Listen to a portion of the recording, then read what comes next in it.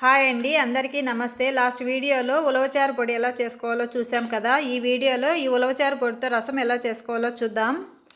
ఉలవచారు పొడి ఎలా ప్రిపేర్ చేసుకోవాలో వీడియో చూడాలనుకుంటే కింద లింక్ పెట్టాను. ఇక్కడ లింక్ పైన క్లిక్ చేయండి, వీడియో వస్తుంది. ఉలవచారు చేసుకోవడానికి కొద్దిగా చింతపండు తీసుకొని 10 నిమిషాలు నానబెట్టుకోవాలి. ఇప్పుడు ఒక గిన్నె పెట్టుకొని 2 స్పూన్స్ ఆయిల్ వేసుకొని, ఆయిల్ వేడైన తర్వాత పోపు దినుసులు, 2 ఎండుమిరపకాయలు, కరివేపాకు, 3 పచ్చిమిర్చి వేసుకొని 1 నిమిషం వేయించుకోవాలి.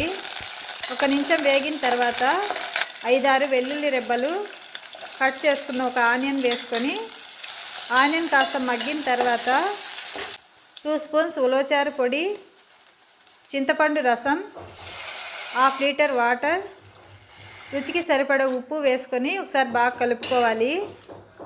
రసం 6-7 నిమిషాలు ఇలా బాగా ఉడికి కొద్దిగా చిక్కగా అయిన తర్వాత కొత్తిమీర చల్లుకొని స్టవ్ ఆఫ్ చేసుకోవాలి.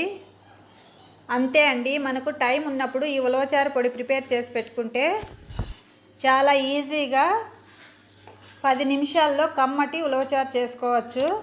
వీడియో నచ్చితే like, share and subscribe. Thank you for watching.